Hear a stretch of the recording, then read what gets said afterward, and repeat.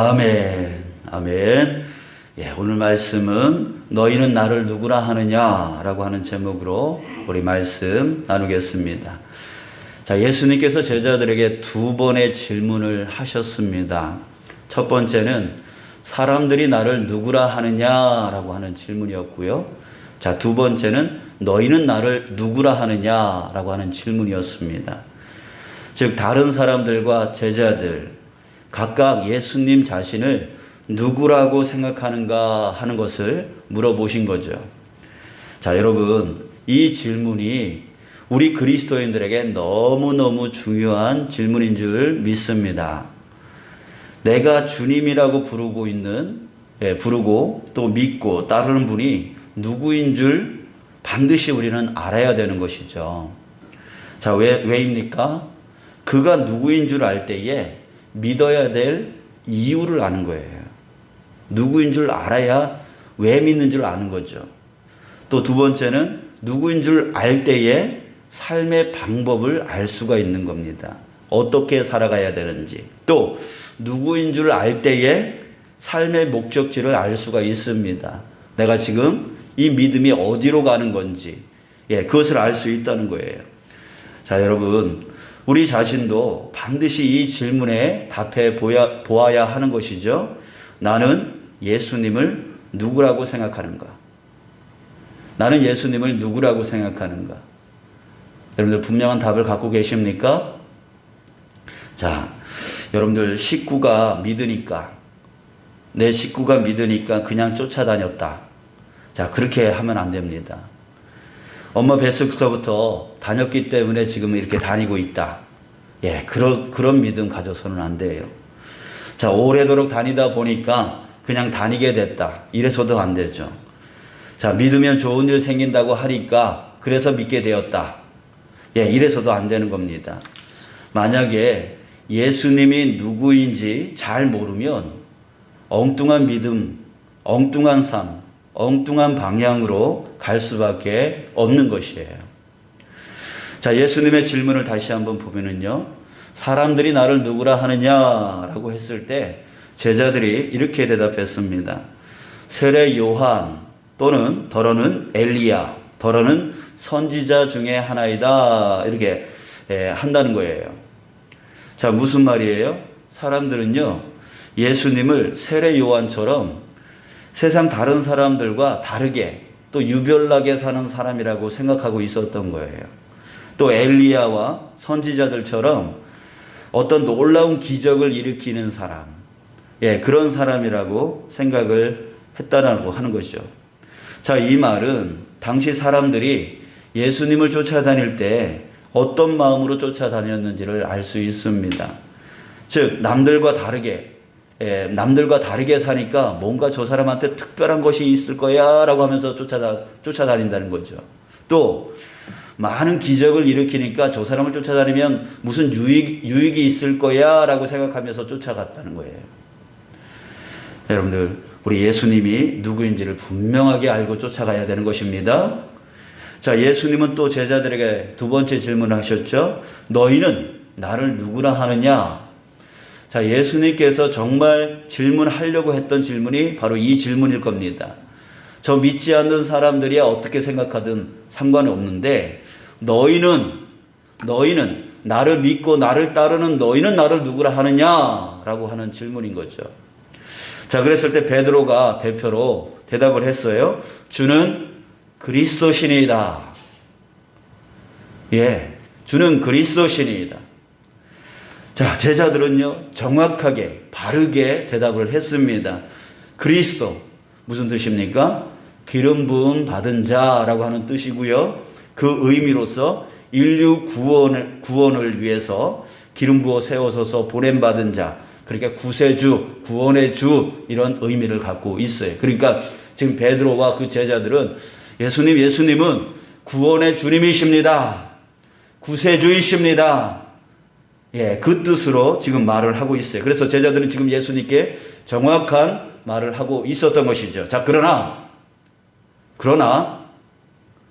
예수님이 누구인지 안다는 것은요, 그가 구세주인 것만 알면 되는 게 아닙니다. 그 구세주, 그 구원의 주로서 그 구원을 어떻게 이루어 가는가까지 알고 있어야 된다는 거예요. 자, 오늘 예수님은 제자들에게 그것을 알려주려 하고 있는 겁니다. 31절 끝에 보면 비로소 그들에게 가르치시되 라고 하는 말이 있어요. 자, 이 말은 무슨 뜻이냐면 처음으로 이 말씀을 하셨다는 얘기예요. 제자들에게 처음으로 하셨다는 얘기예요. 무슨 말씀을 하셨냐면 31절 인자가 많은 고난을 받고 장로들과 대제사장들과 서기관들에게 버림받되어 죽임을 당하고 사흘 만에 살아나야 할 것이다 이렇게 말씀을 하신 거예요. 여러분들 이 말을 들은 베드로의 반응을 한번 보십시오. 32절 보니까 드러내놓고 이 말씀을 하시니 베드로가 예수를 붙들고 항변했대요. 자, 여기서 항변하다라고 하는 이 말을 헬라어로 에피티마오라고 하는데요. 이 말은 비난하다, 책망하다, 훈계하다, 금하다라고 하는 뜻을 갖고 있어요. 지금 스승인 예수님께 제자인 베드로가 항변을 하는데 어떻게 항변합니까? 비난하고 있는 거예요. 책망하고 있는 거예요. 훈계하고 있는 거예요. 제자가 스승한테 지금 이렇게 하고 있는 겁니다. 지금 자신의 그 위치도 그냥 생각하지 않을 정도로 그냥 계급장 띄고 지금 예수님께 덤비는 겁니다. 말이 안 된다는 거죠. 지금 예수님의 그 말이 맞지 않는다는 거예요. 그래서 그렇게 말하면 안 된다라고 가르치고 있는 거예요. 자, 왜 베드로와 제자들은 이렇게 반응을 했을까요? 자기들이 생각했던 그리스도 그 모습이 아니었기 때문입니다.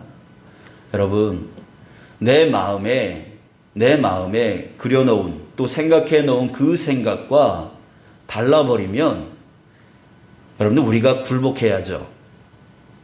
그죠? 예수님 뜻 앞에서 우리가 굴복해야죠. 그런데 그게 안 되는 거예요. 그게 안 돼요.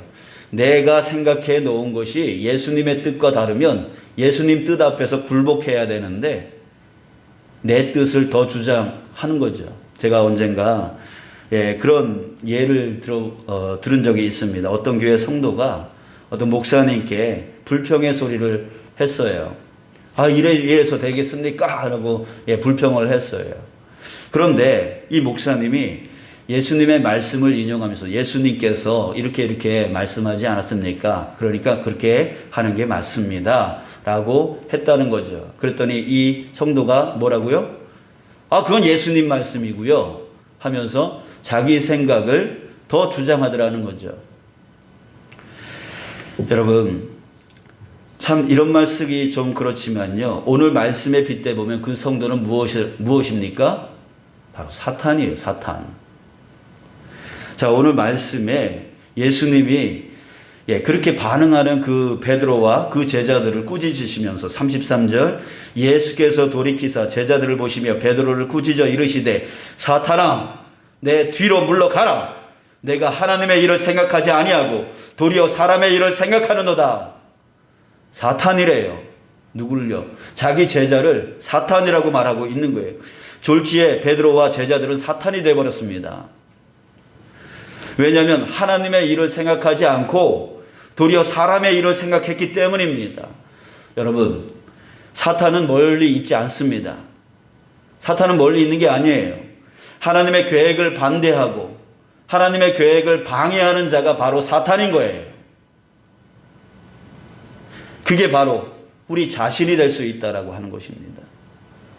하나님의 생각, 하나님의 뜻, 하나님의 계획, 그것을 반대하고 그것을 방해하는 그 모든 자가 바로 사탄이라고 예수님은 딱 말하고 있는 것이에요. 예수님 뜻하고 전혀 상관없이 자기 생각만 주장하는 것, 그게 바로 사탄이라고 예수님이 말씀하고 있는 겁니다. 사랑하는 여러분, 우리는 예수님 뜻 앞에서 내 뜻을 굴복시킬 줄 알아야 합니다. 그래야 예수님을 쫓아갈 수 있는 거예요. 그래야 예수님을 제대로 믿을 수 있는 겁니다. 그리고 예수님은 또 한 번의 말씀을 하셨죠. 34절부터 38절 말씀인데 34절을 보겠습니다. 무리와 제자들을 불러 이르시되 누구든지 나를 따라오려거든 자기를 부인하고 자기 십자가를 지고 나를 따를 것이니라. 예수님이 가신 길은 믿는 우리와 무관하지 않습니다. 왜 그럴까요? 예수님이 이렇게 말씀하셨죠. 나는 길이요 진리요 생명이니 나로 말미암지 않고는 아버지께로 올 자가 없느니라 라고 했습니다. 예수님이 길이래요. 예수님이 진리래요. 예수님이 생명이래요. 자, 그런데 그 길, 예수님이 길이라고 하는 그 뜻은 바로 우리도 그 길을 따라가야 된다는 뜻이에요. 예수님이 진리라고 하는 뜻은, 진리라고 말하는 뜻은 그 진리를 우리가 따라가야 된다라고 하는 뜻입니다. 예수님이 생명이다라고 말씀하시는 이유는 그 길과 진리를 따라갈 때에 영원한 생명을 얻을 수 있다라고 말하는 것이에요.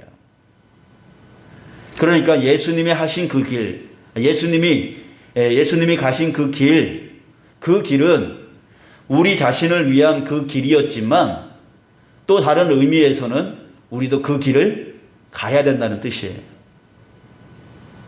예수님이 진리를 선포하셨지만 그 진리가 우리에게 은혜를 주었지만 그 진리는 우리가 따라가야 될 진리라고 하는 뜻이에요. 예수님은 우리에게 길을 열어주셨어요. 길을 만들어주셨어요. 그래서 그 길을 우리도 따라가야 되는 것이죠. 여러분들 요새 청년들이 너무 편한 길로만 간다라고 하는 말이 있습니다. 어떤 직장을 원하느냐라고 물어보면 편하고 돈 많이 버는 직장이요 라고 대답하는 청년들이 많습니다. 자, 그래서 청년 실업이 많은 이유 중에 하나가 편하고 돈 많이 버는 직장을 잡으려고 힘들고 적게 버는 직장은 거들떠 보지 않기 때문이다라고 하는 말이 있어요. 편하고 돈 많이 버는 그 길로만 가려고 해요. 여러분들 그 모습이 바로 우리 그리스도인의 모습은 아닐까요? 우리 그리스도인들도요, 신앙을 편하고 복 많이 받기를 바라는 신앙생활 하기를 바라요. 고난이 오면 쉽게 무너집니다. 남들보다 자기 유익을 위해서만 신앙생활을 할 때가 많습니다. 그리스도인은 자기 십자가를 질 줄 알아야 합니다.